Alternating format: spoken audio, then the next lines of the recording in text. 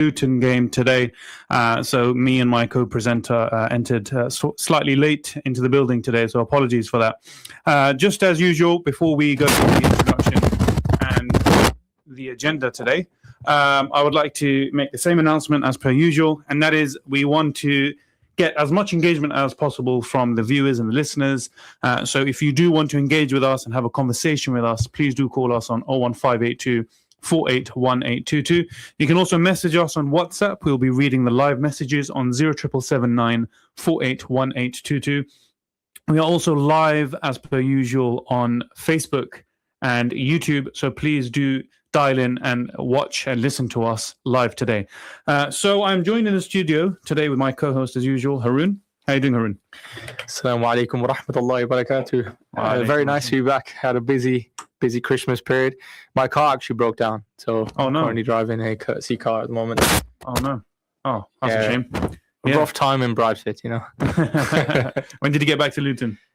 I got back last night, but yeah, it was because the car it broke down in the middle of the night, and then I was up on. Had a couple of hours just sorting that out in the cold in Bradford. The cold up there is different, man. It chills in your bones. Yeah, no, it's been really, really cold. It's been a cold festive period. I know a lot of people are staying warm at home. I booked some holidays, so I've been at home. So I haven't been facing the cold weather too much. You're loving it, man. Yeah, that's it. But back to work soon. Yeah. How was it during the festive period? Did you watch any of the Christmas sport? I know we're going to be discussing a lot about it today. There wasn't a Boxing Day game. There was one. There was one. Man United. Oh yeah, against Newcastle. Yeah. I watched that one. I did watch that one. Man United played on Boxing Day. I mean, usually there's a lot of games on Boxing Day, but I think the reason why they've done it is so that there were more games on the weekend. Yeah. Because Boxing Day didn't fall on the weekend this year, so most of the games were on Saturday. But yeah, it was. But usually, I feel like Premier League games is like Liverpool will play a game every 3 days, but this I remember. I was looking at it, and they've only played two. They only got 2 games in 2 weeks, and I was like, something's changed this year. I mean, it's different, but yeah. I kind of like December being packed out. Yeah. It's nice to have more football on. How did you find the Premier League? That's what we're going to start today's agenda on. How did you find the Premier League games over the Christmas weekend? Premier League games this weekend. Before we do that, I think we should make the announcement from the unfortunate incident in Nigeria. No, definitely that was on today's agenda. That's a good point, Haroon. Yeah, so just to give out, inna lillahi wa inna ilayhi raji'un for the Muslim brother who passed away, and obviously to AJ, I hope everything's okay with him. Yeah. So he did look quite injured. I saw a video on Twitter. They pulled him out of the car, and he was like, he wasn't. It wasn't easy for him. Yeah, no, absolutely. Very unfortunate and quite graphic scenes from the accident. We wish the families of the deceased the best, and we hope that Allah grants some patience and ease for the family, and we hope the funeral proceedings and the family are coping very well. Also, a shout out to AJ in that we hope that his health is back up to 100% as soon as possible. He did look injured, but thankfully nothing looked too major. He was breathing and walking fine. He was grimacing in the video that has been circulated on BBC News and through social media. He was grimacing in pain, so hopefully it's not a serious injury and it doesn't affect his career. And also, we wish the very best to all the families of those that have been injured, and also, of course, the deceased as well. Yeah, I definitely, man. It was really, really sad because his name's Abdul Latif. I've been following him for years. I was like, why? He's just unexpected. You know what's crazy? One of my very good friends was actually playing paddle with him about 3 days ago. No way. He was playing with him about literally 3 days ago. Even if you look on AJ's social media, you go on his Snapchat at the moment, literally 9 hours ago, he uploaded him playing table tennis with the brother. Yeah. Literally 9 hours ago, as of right now, they were playing table tennis together, and AJ put it on his social media. It just shows you that death can be around the corner for any one of us. Anytime, yeah. I mean, look, this is a staunch reminder for all of us to just live every moment like it's your last, and praise Allah every moment you get. Yeah, be good to your family, your loved ones. No, absolutely. Just to reiterate the message before we go on to today's agenda. Very graphic scenes today. A couple people very close to AJ deceased, so we wish the family the best, and also we hope that AJ gets back up to full health as soon as possible. And I think it would be wise if you see the video not to share it around, just to protect the image of the brother and for the family as well. Yeah. But yeah, coming on to your question, I watched United. I thought you must have watched them, right? Because they're your team. But Dorgu, what a performance! First time he actually done something. Yeah, I was watching with my cousins, and they like one of them's a United fan, but he don't really watch United. And he was like, "Who's this Dorgu? Why is he on the right man?" I was like, "He's a left back." But from minute one, he was bombing down. And then his goal, he scored a volley from outside the box. He had a couple of chances as well. Yeah. I literally looked at it and I was like, he looks more dangerous than most wingers in the Premier League right now, and he's a left back. And to be fair, his whole Man United career so far, he was getting absolutely slated, and rightfully so. Yeah. I was one of those that was slating him. I think so far up until before that game, he hadn't done much in a United shirt. I don't think he was of the quality of a team like Manchester United, but all credit where it's due. In that game, had an amazing game. I wouldn't personally say he was a man of the match, but definitely, I mean, at the end of the day, he was the match winner. Yeah. Altogether, I would say, though, Man United were very lucky to win that game. I think, in all honesty, I think Newcastle were the better team in that game. United when I was watching it, I thought Newcastle didn't play. They're nowhere near their best. Honestly, in terms of chances created and attacking going forward and a lot of the ball possession, if you look at the stats, particularly in the second half, the possession at one point they were showing 70% Newcastle, and they had way more shots as well. But that is Newcastle, and that's United. Newcastle are a very possession-heavy team, and United are very counter-attacking team. No, but Man United, as of recent games, they have turned around their fortunes, been a lot more stable. They've started playing a lot better football. And now with our new signings coming in, with the likes of Cunha and Mbeumo, we're genuinely creating chances. The best one is the keeper. What do you mean? Lamens. You mean he's our best signing? Yeah, like I've watched a few United recent games, and he's been the game changer. Arguably, if it wasn't for him, you would not have the clean sheets. Arguably our most important signing. I would say the best signing so far in terms of performances, though. It's Cunha. Between Cunha and Mbeumo. I think he's performed better than Mbeumo. But Mbeumo was very Cunha's good. Cunha's played very well. Obviously, Mbeumo's got more goals as well. So stats-wise, Mbeumo. Do you know Cunha, he's very much like, he's not as flary as Coutinho, but he gives me that vibe. When I watch him for United. Brazilian flair, isn't it? Brazilian flair. He doesn't have the flair, obviously, like the techers that Coutinho does, but the driving, like when he gets the ball, he's trying to take people on, and then he gets little passes. He does 1-2 in close-knit situations. Yeah. I think he's good, man. The other thing I wanted to mention about the Christmas games is, again, I have to mention it, man, Aston Villa. 11 wins in a row. 11 wins in a row now, and only 3 points off the top of the league. Yeah. Can we finally say now that they are genuine title contenders to win the league this season? No. What do you think? No. You don't think so? No. You're not ready to say it after 11 wins in a row? And do you know what? Emery. Okay, a better time to be talking about this would be after the next game when they play Arsenal. The thing with Unai Emery is he holds a personal vendetta against Arsenal. He's not going to let them go. He never lets them go. By the way, what a manager. What a manager. I think he's the second best manager in the league. Did you see who was talking about it? Watkins. Yeah. Watkins talking about Unai Emery, and he said that during the game that they just had, he noticed that man to man they couldn't contest against Villa. So what he did was he brought 2 wide players on, and he forced everyone to go long, and then they literally scored 2 goals. Wow. Yeah, and Watkins, like, he's just one of the best tactical minds I've ever seen. He's a genius, man. Look at some of these results. They just beat Chelsea, who are genuine top 4 contenders. Yes. They beat them 2-1, comeback win. They beat Man United, who recently have had some stability. Again, 2-1.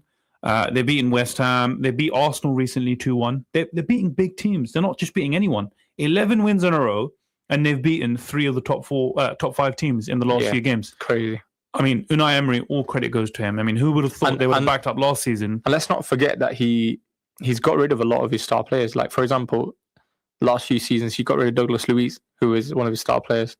He went to Juventus for a record signing. And from Douglas Luiz, they signed, I think it was Jacob Ramsey. And then they sold Jacob Ramsey and they bought in Morgan Rogers. Yeah. So, Morgan Rogers, Watkins. He's been a star player. Yeah, Morgan Rogers been there. I might have that in the wrong order, but I know that they from the sale of Douglas Luiz, they bought in Morgan Rogers, definitely. Yeah. No, I mean, I think the biggest credit definitely has to go to Unai Emery. I think put any other manager there, you would not be seeing Aston Villa challenging for the title. No.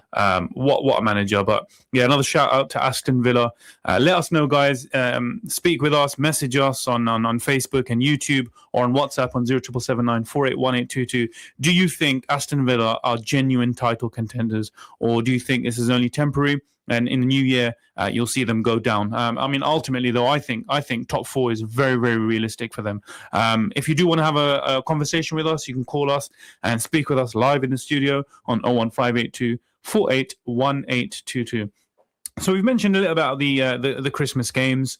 We mentioned the AJ crash, the unfortunate crash, and the death of his friends. I also very quickly wanted to refer to the Ashes game. I'm only going to spend a minute on this because I know you are not really into cricket, Haroon. But I just wanted to mention out there to the listeners that do listen to cricket that England finally won a Test match, and it was their first win after 18 Test matches in Australia. Bonkers game. Test matches normally last 5 days. The match was over in 2 days, and England won the game. Finally, a win down under. I think they're coming home with at least. How many matches have there been? So there's been 4 matches, and England have only won 1. Yeah, I mean, but to put it into perspective, the last few times they've gone to Australia for the Ashes, they've not even won 1 game. And the fact that there were periods during this series where they were actually in very strong positions. They did end up losing some of those tests. But ultimately, it's been a very disappointing performance, even though they won this test. And how many matches are there left? There's 5. So there's one more. One more. So there's no way they can win? There's no way they can win. Even if they drew 2-2, Australia would have retained the Ashes. At this point, the only thing they're playing for is points, because they have every 2 years, they have a World Test Championship, and every test match you play, you get points. And by the end of those 2 years, the top 2 teams will go to the World Test Championship final. So at this point, there's still something to play for. They won that 1 test. If they win the 5th and final test, they at least have racked up points that will go towards the World Test Championship. Okay. But ultimately, I just wanted to mention that England did finally win 1 game. Absolute bonkers game. But ultimately, I think by the end of this Ashes series, you're probably looking at the end of Bazball cricket. I mentioned to you last time, Bazball, the brand of cricket that England currently play under the coaching of Brendan McCullum and the captaincy of Ben Stokes. It's probably the end of that era. So a lot of changes definitely need to be made in this Ashes, in this England Test cricket team. So we'll probably see some changes at the end of this series. So what's next for England then in terms of the way they play? I think there has to be a level of sensibility in the way that they play. What they've done is they've almost played like a T20 brand of cricket in Test cricket. They've revolutionized the game. It's increased viewership and it's increased interest in the game of Test cricket. So it's really entertaining to watch. But at times it's bonkers cricket. They're just not being sensible. So they need to kind of go back to some traditional sort of cricket. That's not to say they lose all their aggression, because a lot of their aggression is good. There's been lots of periods of good cricket where they've played very well. So they need to find that good balance. But have they won anything? When you say won anything, the real only trophies you like win, the World Cup, the T20 World Cup. No. White ball cricket and Test cricket they're almost like 2 different sports. So white ball cricket under the captaincy of, not necessarily the captaincy of Ben Stokes. It was actually Joss Butler and Owen Morgan. But they've won 1 ODI World Cup in the last 6 years, and they've also won a T20 World Cup. So they've had good success in cricket, although they're going on a downward trajectory now in white ball cricket. But with Test cricket, they haven't won an Ashes series in a long time, over a decade. Yeah, I think you mentioned it. It's they haven't won in 15 years in Australia, right? So the last time in my memory they won in Australia would have been over 10 years ago now. Over 10 years ago. So is it like, does it change every year? The Ashes, British and then Australia? The Ashes happens every 2 years. So it'll be in Australia, then 2 years later it'll be in England. Okay. And then in Australia again. And where do they play in England? So there's 5 series, 5 test matches, and they play in a different stadium every time for every match. So you got Lords, you got the Oval, you got Edgbaston. Have you been to one? I've never been to an Ashes game. No, I've never been to an Ashes game. Definitely a bucket list. Yeah, it might be a shout for next time they come. Definitely, let's do it. Maybe you can get into cricket that way as well. I think for me, Test cricket is the most entertaining form of cricket, but definitely it's something on my bucket list that I want to do for sure. I like the other one, stick cricket. You ever play that game? Class game, man. That was a good game. Cricket. That was a good game. To all the listeners out there, we have a few minutes left in the first half of this show. In the second half of this show, just preparing all the listeners out there, we are going to do a special in the second half where we're going to discuss our personal all-time Premier League 11. In terms of players, and the rules are we're going to have to agree on every position. So we're going to do a short list of all the different positions, but we have to agree on the team. So that will be in the second half, which will be straight after 7:30. In the last couple of minutes, we will mention a few more headlines. But just a message out there, we want to see some more engagement. I've not seen enough messages come through on WhatsApp today, so please do message us on 07779481822. You can have a live conversation with us in the studio on 01582481822. And you can also add your comments on Facebook and YouTube, where we are live as per usual. Before we go into the break, I just wanted to spend a couple minutes on the NBA. Haroon, I know recently you've been into the NBA. I know you're a big fan of Michael Jordan. You've looked into Michael Jordan's career, and we always have this discussion where MJ's the GOAT, and I'm in agreement with you there for sure. But during this Xmas period, did you watch any of the Christmas games? I didn't know. Look, come on, it's in America. They're on at like 2-3 in the morning, the games. But yeah, I do low-key keep up with it. Like, there was a recent one. Luka Doncic, very good performance, didn't he? I think he got like a 30-point triple-double, I think. I don't want to give too much time to Luka Doncic. He's a great player, don't get me wrong. I want to spend the next minute on Nikola Jokic. This guy, oh my God. I think if he wins one more NBA championship, I think he's a top 10 player all time. He's only got one, right? He's only got one. So that's why for me... You think two championships enough for a top 10 player all time? Yeah, because it's context. It's not just for me, being in the top 10 conversation, the amount of championships you win is a factor, but it's not the only factor. The reason why I put him top 10, I don't think there's ever been a 6-year stretch where a player's been better outside of LeBron James and Michael Jordan.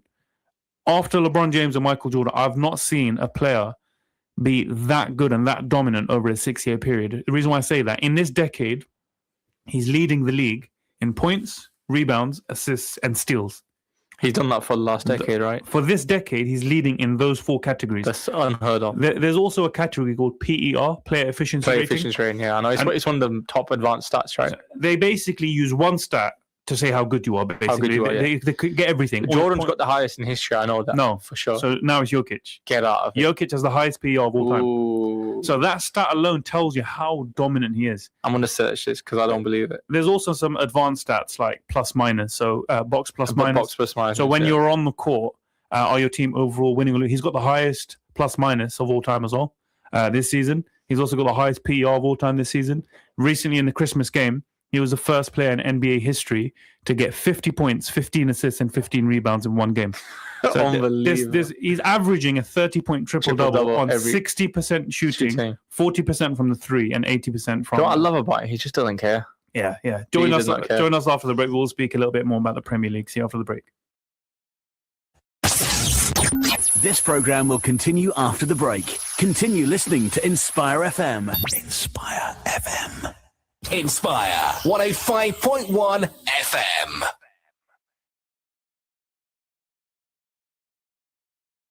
Tune in to Inspire FM on 105.1 FM and globally at www.inspirefm.org. AK Windows South Limited, manufacturers and installers of high-quality UPVC windows and doors, bifold doors, composite doors, conservatories, porches, skypods, fascias, guttering, and much, much more. We specialize in double glazing and triple glazing using the best German profile. If you want quality at affordable prices, AK Windows is the place to go. If your house needs a facelift, you know who to trust. For a free quote, call AK Windows today on 01582 483 777 or visit us at Unit 10E, Britannia Estate, Leagrave Road, Luton. How many times have you needed urgent medical supplies but don't know where to go? At Harris Pharmacy, we take pride in delivering a high-level healthcare to our community. This is why we have services such as private one-to-one consultation, free prescription ordering from GP and delivery to your home, mobility aids such as providing wheelchairs and many other items for everyday use. Call us today on free phone 0800 458 2850 to discuss your medical needs. We are open from 9 a.m. till 7 p.m. Monday to Friday and 9 a.m. till 4 p.m. on Saturdays. Harris Pharmacy, 165 A/B, Dunstable Road, Luton. This is Inspire on 105.1 FM. Need a ride? Village Taxis has you covered. Going to the airport, station, work, hospital or school? Call Village Taxis on Luton 250-250 for a quick, reliable service. New drivers wanted. Get registered today and join the Village Taxis team, serving Luton, Central Beds, TfL, Wolverhampton, Hertfordshire and beyond. Taxi rental also available. Download our easy-to-use Village Taxis app or call on 01582 250 250 to book your ride today. Village Taxis, your local taxi company. Are you looking for a prompt let and comprehensive property management by property professionals? If so, relax and let a safe registered agent take care of all your property matters. Marigold Residentials believe in 100% customer satisfaction and aim to provide quality service at very competitive prices. Why not also let us take care of your property sale? We're now a proud member of the National Association of Estate Agents. We also advertise in local papers free of charge. Visit us at 251 Dunstable Road or call us on 617 617. Terms and conditions apply. In the time it takes to hear this ad, there will be children in Gaza who will lose their parents. But there is hope. You can make the difference. Right now, MATW is providing emergency care for over 15,000 orphans in Gaza. But we need your help to reach more. Just £10 can provide nutritious meals, clean clothes and bedding, and medical care when needed. Don't turn away from Gaza's orphans. Text orphans to 70560 to donate £10 or visit matwproject.org.uk. Richard didn't want to die, but he couldn't stop himself. The collision didn't kill him, but he wasn't wearing a seatbelt, so he hit the inside of the car.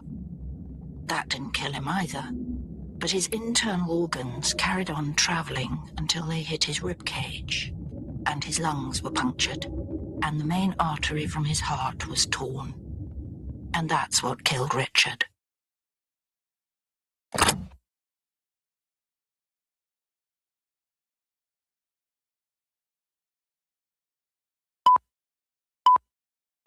From the studios of Inspire FM, the time is now 7:30.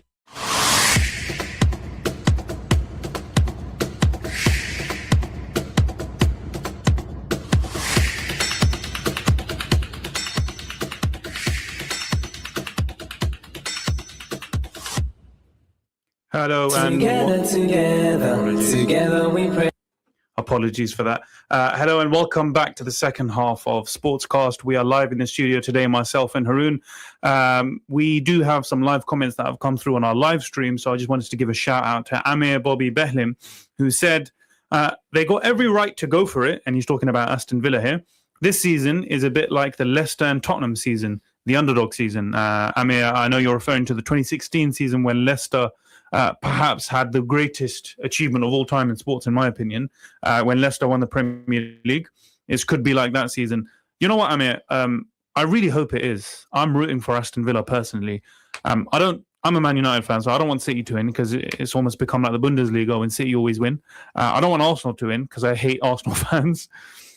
But surely you don't want Arsenal to win more than you want City to win.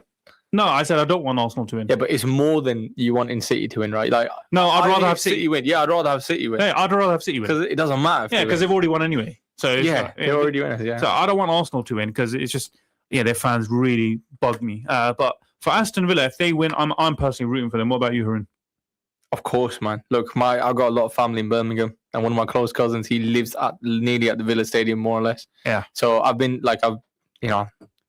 it's part of what I saw growing up. Yeah. Come on, Villa.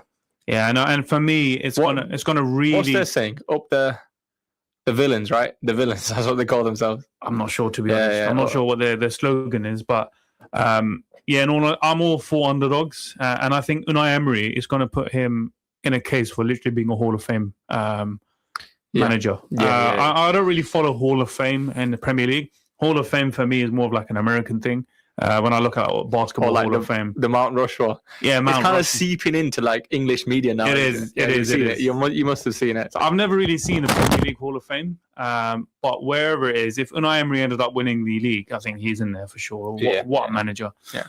In this half of the show, we did mention in the first half we are going to go through the all-time Premier League rankings. But before that, I know Haroon, you wanted to quickly mention something about chess.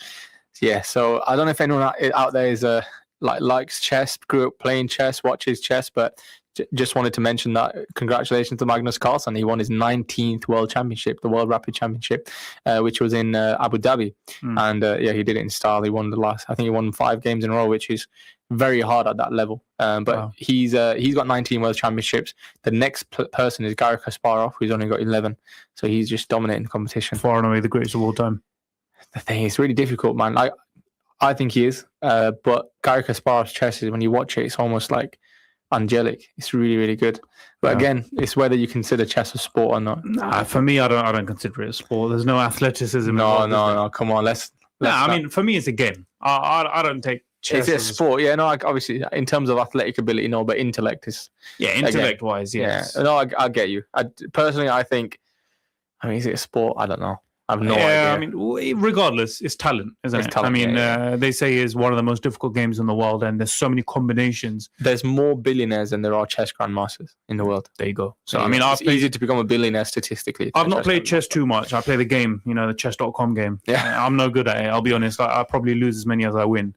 But yeah, I can appreciate a good chess player. And to be honest, the only player I know in chess is Magnus Carlsen. He's a household name as a chess player. So he's something. Yeah.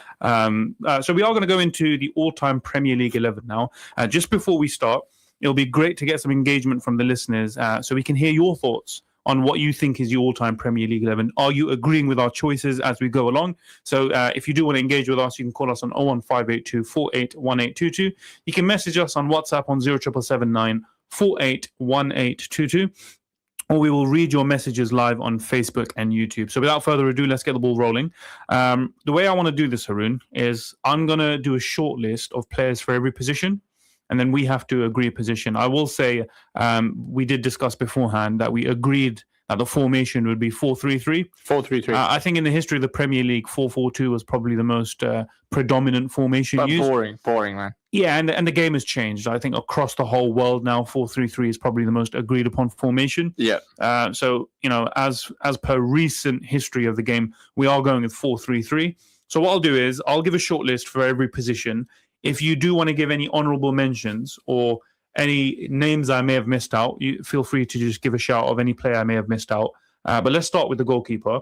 The short list I've got is Peter Schmeichel, David Seaman, Petr Cech, Edwin van der Sar, and Alisson Becker. That's the short list I've come up with. Are there any names that you want to add into that mix or any honourable mentions? No, I think that's fair. That's exactly what I was thinking as well. Yeah. Petr Cech, Peter Schmeichel, Alisson Becker, and... there's 2 more I've added in there, Edwin van der Sar and David Seaman. I don't know if I'd put van der Sar in there, actually. Van der Sar was elite, man. What about, okay. One of the greatest Hugo Lloris? Nah, come on, man. Put him in there? We've got a message from someone on YouTube saying Joe Hart. Joe Hart? Come on, he's not even the best City goalkeeper. I mean, Ederson's better than him. But anyway, that's the opinion of... Cool. So I think this one's quite easy, I'll be honest with you. Go on then. It's easily Petr Cech. I disagree with you. No, listen, wait. I know you're going to say Peter Schmeichel because you love Man United, yeah? Give your case first, yeah. So Petr Cech, he's part of the Chelsea team, which has the greatest defence in Premier League history. They were 1 loss away from an invincible 90-plus point, 15-goal conceded season, which would have been probably the best Premier League season of all time. He has the most clean sheets in Premier League history. And let's be honest, if you're putting him and with the defense of Chelsea, that's better than Peter Schmeichel had with Jaap Stam and the other defenders that he had in front of him. Okay, Petr Cech, I remember growing up, this guy was he was a brick wall. You couldn't get past him. For me, I'll be completely honest with you. This is a very difficult debate. You said it's easy. For me, it's not easy. In my opinion, the greatest shot stopper I've ever seen is Peter Schmeichel. Some of the other names in there's some great shot stoppers, even David De Gea. Yeah, but that's one thing, though. No, shot stopping is one thing. That's what goalkeepers are for. In the modern penalties, game, saves. In the modern game, there's this whole thing about how good you are with the ball at your feet, your passing. I think the game has changed now. A goalkeeper is there to stop goals from going in, and how good you are at saving penalties, that's very important as well. For me, Peter Schmeichel, in terms of being a presence in goal, someone that is almost feared. Strikers almost feared him. It's so hard to score a goal past him. He even scored goals, by the way. Peter Schmeichel. Yeah, I remember. He'll go into the box, score headers. He's part of the treble-winning team, and ultimately, he was that stature where. By the way, somebody just commented saying definitely Petr Cech. Definitely Petr Cech. That's not you with another burner account, is it? No, that's not me. I promise you, that's not me. Petr Cech. All right, let us know, guys. We're at crossroads guys, here. comment in Petr Cech or Peter Schmeichel. And let's move on to the next one. My vote goes to Peter Schmeichel. Another thing I'll throw in there, 5 Premier League titles where Petr Cech won 4. So he is part of arguably the greatest dynasty the league has ever seen in that 90s team. And he was a rock, a solid. And let's be honest here. But who has the most? By the way, your Man United legend also went to Manchester City. Let's not forget that. Yeah. But we're talking about Petr Cech, most clean sheets in Premier League history. Yeah, but you got to realize he did have, in my opinion, anyway. That's he had the same as better PER rating for Nikola Jokic, like you were saying. But he had better defenders in front of him. For me, Ricardo Carvalho and John Terry are better than Jaap Stam. Yeah, Jaap Stam. But who was with him? So they had Gary Neville, left back. Who was left back? Bruce. Dennis Irwin. Brucey. No, Steve Bruce was a centre back. Yeah, Steve Bruce. Dennis Irwin. Dennis Irwin was a left back. Yeah, exactly. That's his defense. Yeah. That's a good defense. I mean, I think they're not rubbish players. Look, I'll be honest with you. It's a really tough shout. I'm going to say Peter Schmeichel. You're going to say Petr Cech. Petr Cech, easy. Let's come back to this. Let's come back to this I and then think Petr finalize it later. Right back, I know what you're going to say. Right back, let me There's only 4 names, though. Only 4 names. Let me say the shortlist I've got. Yeah. You tell me if I've missed anyone. Gary Neville, Kyle Walker, Trent Alexander-Arnold, Zabaleta, and Ivanovic. I wouldn't even put Zabaleta. I'll just say Ivanovic, Kyle Walker, Trent, Neville. They're the main 4. I do agree that Zabaleta is a level below the other 4 there. So I'm happy with taking him out of the of contention there. Ivanovic was a class player, by the way. I think he gets overlooked because he didn't have any big moments, but he was a really good player. I think he's the most underrated right back in Premier League history. I agree. Yeah, I think so too. He's a really good right back. So I'm going to let you start then. Who's your pick? Okay, so this is where I'm going to summarize it, right? The logic is Gary Neville won the most Premier League titles and he was in the team consistently, which means he must have been good enough to be there. But the thing is, if you're comparing them individually, not just what they achieved, Gary Neville doesn't come close to like Kyle Walker and Trent Alexander-Arnold. If you're looking at it in terms of height, passing ability, pace, goals, obviously goal creation, defending as well. Like Kyle Walker is probably the best defender there. No, I disagree. Massively, I disagree. Come here. Come on, man. I think... Okay, wait, sorry. It's between Kyle Walker and Ivanovic. I don't think Gary Neville is better than Kyle Walker defensively. So you put Gary Neville third in this 4? No, I think you're talking just defense. But overall as a player... No, as a right back, who would you put at number 1 and 2 on this list of 4? So I'm a Liverpool fan, but I'm still going to say I think Kyle Walker is the best. Yes. Would Gary Neville be your number 2? Yeah. Okay, so for me, I've got it the other way around. I've got Gary Neville number 1, and I've got Kyle Walker. This is your United bias, of course. Peter Schmeichel. You know me very well. Would you say I'm a biased United fan? Kyle Walker, look, there you go. Kyle Walker top tier. I love these, man. Come on. The viewership is agreeing with me. Abu Obaid, brother, is definitely you. Obaid, I love you, man. Have you been sending some private messages? Look, no, I don't know. He's disagreeing with me. So I'll be honest with you. Kyle Walker. For me, the conversation is Kyle Walker and Gary Neville. You've agreed that is the conversation here. So I'm happy to say that at least for the goalkeeper and the right back position, we've agreed on the top 2. Another comment by Mustafa Ali, who's also said Petr Cech. He said, Neville was a good defender, but what else did he have to his game compared to the other players on the list? There you go. Okay. One thing I will say is Gary Neville played in an era where right backs didn't go as forward as the modern game. So you look at Kyle Walker, a lot of his game, what's so great about his game is his attacking. He's also a very good defender, but what people talk about the most is pace going forward and then tracking back, running back. His strength, his one-on-one defender. Bro, come on, he pocketed Vinny Jr. and Kylian Mbappe. Yeah, that is ridiculous. Yeah, no, he's a very good defender. I do think Gary Neville, positionally... Take your Manchester United glasses off. No, come take on. Them off.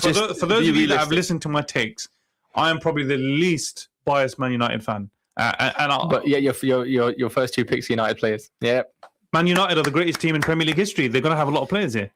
Yeah, but come on. I mean, come on. For me, Gary Neville, look, he's better positionally. He's a better defender. He's a better crosser of the ball. Than who? Than Kyle Walker. He's better at crossing the ball. In that era when it was 4-4-2, you had Beckham, who was arguably the greatest crosser in the history of the Premier League, and then you also had Gary Neville, who, when David Beckham left as well, he took on a lot of that burden of crossing the ball in. He was elite at crossing. But that doesn't compare to pace, strength, power that Kyle Walker has. For pace, Gary Neville's not in this discussion. He's not. Exactly. He's not quick. Like, but the era Kyle Walker would be able. Someone said you should put Dallo in the mix. And you're saying this brother has some amazing takes. I'm a man. You can't. I'm a man. You ruined your reputation. This is another case to back up why I'm not being biased. Dallo is laughable. It's a laughable shout. What about like Steve Finnan? Look, the conversation is Gary Neville, Kyle Walker. I think what we need to do here. Leave it to the. No. I think what we need to do is you pick one out of the goalkeeper, and we have to compromise. So I'm happy to take Gary Neville and sacrifice Peter Schmeichel to take Petr Cech. Should we do that? Man. We have to do it. Kyle Walker then. Kyle Walker. So then I can take Schmeichel then. Go on, take Schmeichel. Schmeichel's. I think Schmeichel is better than Neville. Look, I'm not gonna Neville always puts himself down. He is he obviously has talent, but if you're looking individually, look, Walker's. I think he's even taller. He's stronger, faster. He's really good defensively. Yeah, but Gary Neville made up for it positionally. He made up for it. Oh my God, that doesn't compare, man. No, it does. It does massively. Look, Walker was amazing at going forward. He would always do overlapping runs. If you've got good midfielders and good right wingers in front of you, you don't need to push forward as Mustafa, much. You're giving mixed signals. Joker's side, Neville is still his top tier defender. But ultimately, just pick one. Neville or Walker. Look, we have to move. We have to move ahead. We've got a whole 11 that we have to fill in, but we've agreed to compromise this. We've got Peter Schmeichel in goal. Let's just do both centre backs at the same time. Yeah. So Peter Schmeichel, Kyle Walker. That's our team so far. Centre backs. I'm going to give you the short list. You pick your top 3, and then we'll finalise. Do you know what? Let's save time. Yeah. I'm just going to give my 2. I already know my team. Go on then. Van Dijk and John Terry. Okay. So I'm in agreement with you and John Terry. So my God, get out! So John Terry, I think we've locked in John Terry. Yeah. So John Terry, we both agree. He's also in my 11. So who's the other one? Is it Ferdinand or Vidic? So these are the players that we've got outside of Van Dijk. So we've got Ferdinand, Sol Campbell, Tony Adams, Nemanja Vidic, Ricardo Carvalho, Vincent Kompany, and Jaap Stam. So for me, Jaap Stam get out of there. He wasn't here long enough. No, he was not here long enough. He was elite though, man. But I'll be honest with you, he wasn't here long enough. He didn't have an amazing impact. He was elite, but I'll be completely honest with you. Who's this? Jahid the genius. Van Dijk, John Terry has come on. Vincent Kompany and Vidic. Vincent Kompany is a terrible shout. No, come on. So this brother Abu Obaid Abid has said Diego Dallo. Yeah, no. So he said Diego Dallo and Vincent Kompany. This brother should get fired. No, he didn't say Dallo. Mustafa Ali said Dallo. Okay, fair enough. I'm sorry, Abu Obaid, if I offended. Can you guys, so Obaid, Jahid, Mustafa, can you just put the teams that you support in there so we know what kind of bias you're coming from? Right, look, we've agreed, Terry. So we've got 3 players so far. For me, Van Dijk is a better defender than Ferdinand. I agree with you. He's a better defender. However, he has the greatest peak of any defender all time. In the Premier League, and I actually agree with you here. Yeah, so I will agree with you. However, by the way, we're talking prime of these versions. No. You have to take into account the whole prime. career. No, the prime. We're talking about their prime. So, we're building the best Premier League side. Yeah, but that's your take. It's their prime. My take is different. My take. Okay, cool. That's fine. But the next one we should do is their prime of the season, but at their peak. Yeah, and I guarantee most United players wouldn't get in there. No, but then because they were good as a team, but individually they weren't. No. I disagree with the peak because Luis Suarez would make the all-time Premier League 11. Then arguably the greatest peak of all time in the Premier League that one season. But there you go. If we're judging it on that, then no, but I don't judge it on that. So they've said Obaid supports City, Mustafa supports Aston Villa. Yeah, I'll be honest with you. Look, for me, they got Villa. The reason why I wouldn't put Van Dijk in is this season he's had a shocker.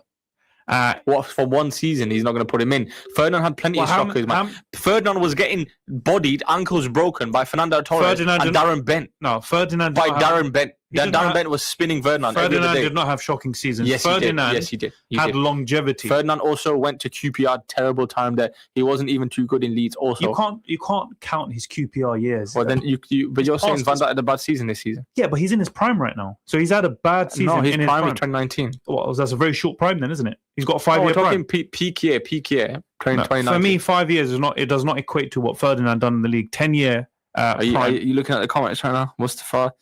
The Villa supporter said Terry and Van Dijk. John Terry and Van Dijk. We have to come to an agreement here. So I agree with you on Terry. I would say Ferdinand over Van Dijk. Ferdinand did a lie detector test, and they asked him, "Do you think you're better than Van Dijk?" And he said yes, and the lie detector literally said he's lying. I don't care about that. Yeah, I don't care about Ferdinand himself thinks Van Dijk's better than him. I think what Ferdinand has done, his accolades, his longevity, overall how solid he was. Van Dijk second in the Ballon d'Or. He won Champions League, won every trophy that there is to win. He also won PFA Player of the Year, I'm pretty sure. Van Dijk is a class. If you're talking PFA Player of the Year, Vidic won Premier League Player of the Year. That's totally different. PFA Player of the Year is voted for by the players and the managers. Premier League Player of the Year is voted for by journalists. It's totally different. Yeah, but it's still ultimately... It's the lesser of the two. It's an accolade. He's got 2, and he's one of only 3 players in Premier League history that has done it. It's just sort of like it's United bias coming in. You say you haven't got United bias, but you put in 3 United players in. Most people would agree Ferdinand is in that shortlist as the great centre-back. So I think if you don't have nostalgia bias and United glasses on, you're going to know. I watched Ferdinand's whole career. I watched Ferdinand. He's a solid defender. It doesn't matter. Fair enough. Look, how about we leave it to the audience? Let's leave this. But it's definitely Terry. We've definitely got Walker. We've definitely got Peter Schmeichel. Yes, this is what we've agreed on so far. So the final centre back. Let's come back to it. Left back. Let's save time here. For me, it's Ashley Cole. I'm not even going to mention the others. For me, Ashley Cole. You got Dennis Irwin, Luca Digne, Andy Robertson, and Patrice Evra. Luca Digne. Come on, let's be serious here. For me, the conversation is Dennis Irwin and Ashley Cole. And for me, I would say Ashley Cole. I think Ashley Cole was in the conversation. I'll be honest, I think Patrice Evra you can put in there as well. I love that guy. No, you can. Patrice Evra. We actually forgot Antonio Valencia as well. He was a class right back. He's not in the level. But he's not. No, of course. But yeah, I think it's Ashley Cole. For me, the conversation was Ashley Cole and Dennis Irwin, but it's Ashley Cole for me. So we've agreed there. Let's go to the midfielders. I think this is going to be the hardest one. By the way, we're doing 2 centre mids and 1 cam, right? It depends how you want to take it. As in, it's either, you want to do a CDM? A 6 and 8 and a cam. But it has to be 1 cam at least, right? 1 attacking midfielder. I think you have to be kind of fluid. For me, for the balance of the team, you need a CDM. If you've got players that aren't really good defensively... No, I don't think so. If you put Vieira and Keane or whatever, Rodri as a centre mid, they're going to be sitting back. As in, their position would be on the play sheet, on the manager, the team sheet, whatever, it'd be a centre mid and 8. But they could obviously drop back into a 6. That's okay. When you're playing 4-3-3, there has to be a lot of fluidity. So the fans are agreeing. Cole. Okay, cool. Actually, that's the one that's not negotiable. So okay, how about this? Let's go to our front 3 because that's kind of easier. Midfield is the hardest one. All right, cool. Let's go front 3, yeah. So let's start off with left wing. You got Cristiano Ronaldo. No. You've got Thierry Henry. I wouldn't put him unless you put Thierry Henry at number 9. Yeah, he's a number 9. It depends how you want to do it. So you got Thierry Henry, whether you want to play him as a 9, so you can fit Ronaldo in, and you've also got Mane. I don't really see anyone else in that conversation. Sterling. Come on, he's not on that level, man. I know, but in terms of all-time Premier League winners, you can't. Like the viewers will agree. Sterling was class in his prime. He's not on that level though. I know, but he has to be in the shortlist. He has to be in the Not for me. I'll be honest with you. There's no point talking about a player if he's not in serious contention. And Sterling is just not of the same class as these other players. By the way, other players I mentioned are great. By the way, we want to make a caveat. We know Ronaldo played right wing, but he also played left wing as well. And he played up top. Look, he played all over. When he first became the greatest player in the world, he was a left wing. He was a left wing. And that's when he was at United. I think this is non-negotiable. Cristiano Ronaldo. I agree with you. I think Cristiano Ronaldo's left wing... Arguably the greatest individual season from any player in history. It was his 2008 in the Premier League, definitely. No, in history, because he achieved every single accolade you can get. He achieved the Premier League. He achieved the Champions League. He got top scorer in both competitions. He broke the record in the Premier League. He won every single award, including the Puskas. Literally everything. We're talking on paper, everything that you can achieve. He did that. No, arguably, yes, definitely, arguably. But I don't think it's the greatest season of all time. If you're talking all leagues, from one player. Ronaldo's had better seasons. He's had better seasons at Real Madrid. Look, we're talking about the way he played and everything, but we're not talking about, like for example, he scored more goals. But in that season, name me one player. Even Messi 2012 didn't win every individual award, and Messi has never done that. Actually, he's never won every single individual award in the season. Look, I'm not going to argue too much. We both agree it's Cristiano Ronaldo. He's our left winger, so we've agreed on that. Cristiano Ronaldo. Number 9 for me. Then, if you haven't put Thierry Henry on the left, you have to have Thierry Henry as your number 9. For me, he's the greatest. Wait, can we just go through the short list? Though we have to give the players some respect. So yeah, I mean, Suarez, Haaland, Shearer, Henry, Rooney, oh my God. But Rooney Aguero, yeah. Rooney Aguero. Oh. All legendary players, but none of them are above Thierry Henry for me. I mean, for me, he's the greatest Premier League player of all time. This is coming from a United fan. Thierry Henry. Shearer.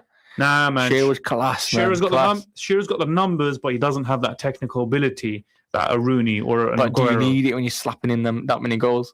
Haaland's better than Shearer for me. Oh, Haaland's better than Shearer. If you want saying blasphemy, all the English viewers out there. If you want one guy, they're not happy right now. If you want one guy to just get you a goal and you don't care about technical ability, guys, can we vote in the comments? Haaland or Shearer?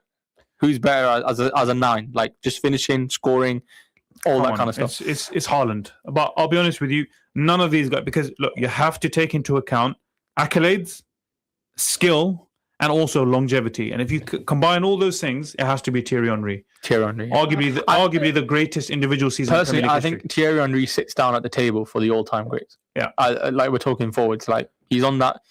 If there's an 8-person dining table, he's there. Yeah, Premier League wise for me, he's the best. Haaland's better than Allen. Okay, Haaland. Ooh. Yeah, no, I agree with you, Abu Ubaid. Definitely. His name's Ubaid. Why do you call him Abu Ubaid? Oh, there's an A, so I read it as A, so it's not Abu Ubaid. Yeah, you're right. It's A Ubaid. Abu Ubaid is the father of Ubaid himself. Okay, fair enough. Yeah, it's Ubaid. So I agree with that take. Haaland is better than Shearer. But we've agreed on Ronaldo on the left, Henry in the middle. Right wing, I think, come on, let's not waste time here. Wait, can we go through the shortlist though? Let's not. The reason why I say we've got 2 minutes left and we haven't chosen a midfield. Okay, Mohamed Salah, easy. It's Mo Salah. Let's not waste midfield, time. Midfield, let's just cut it clear. Gerrard is in there. I don't care what you say. Steven Gerrard is one of the greatest midfielders Premier League history. Arguably, if someone says he's the best, I'm like, you know what? That's fair. It's a fair take. I think Gerrard is in there. I think he can play anywhere. I think he's the greatest midfielder in Premier League history. But if you want to talk accolades, he hasn't won any. So it doesn't matter. Do you want to take that into account? It doesn't matter. No, it doesn't matter. Yeah, for me, I have him in because for me, just as a midfielder, you asked me a quick question: who is the greatest midfielder in Premier League history? For me, Steven Gerrard. Again, another thing. I'm a United fan, so do you want to call me biased? No. Oh, there you go. But wait, that means are you gonna fit? So someone here, Gerrard, Keane, KDB. Oh, that is a brilliant shout. I would just change one thing. I would have Gerrard and KDB in there. For me, KDB has to be in there. In my opinion, if you take into account everything, skill, accolades, numbers, KDB is the greatest Premier League player of all time. Greatest midfielder in the Premier League of all time. Because when you talk accolades and numbers as well, he's above Gerrard. But I think Gerrard overall had more to his game. But I think KDB has to be in there. So I agree with Gerrard and KDB. Do you agree? It's tough, man, because KDB and Gerrard, KDB is amazing. Imagine KDB and Gerrard in one team. That'd be OP. They'd win everything. It's a cheat code, man. Okay, but the last player, Yaya Toure. Someone just gave a good shout there, Yaya Toure. We've only got a minute left, so we've agreed on KDB and Gerrard. So now, in my opinion, you either go with someone sitting deep, like a Vieira or a Keane, or you go with someone more attacking, like a Lampard. Or a Toure. Yaya Toure is a full complete number 8 or more of a slightly attacking player. But he can do everything. Yeah, I agree. But I'd put Lampard above Toure, man. Yaya Toure, one season. Who's your defensive mid? Unreal. Is Gerrard. Gerrard's your defensive So this is why I said we need to have a CDM. I think Vieira is more balanced. We've only got 1 minute left of the show. Rodri, Fernandinho, Fabinho. These are all honourable mentions, but Vieira has the longevity. Makelele. Rodri doesn't have the longevity. Kante is also... Kante. Oh my God, Kante. We forgot about Kante. Yeah, but ultimately, Vieira... 70% of the world is water and the rest is Kante. Vieira, captain of the Invincibles. Someone said Keane over Vieira. Mustafa, these are some controversial... You need to call in Mustafa because we need to hear why you think these things. Some very good shouts here. I'm a United fan, but I'll choose Vieira slightly over Keane. I think Vieira was just slightly better. Keane he wasn't in the Premier League for long enough, though. Keane is Mr. Vieira's one. Everyone, even Gerrard says the greatest captain Premier League. We've got 10 seconds left. You know what? In the next show, we're going to have to give our final 11. And I think we should debate the greatest Premier League player of all time. We need to say that too. Let's join that in the next show. Thank you very much. We've run out of time. Guys, Join us next week where we will continue on Sportscast. See you then.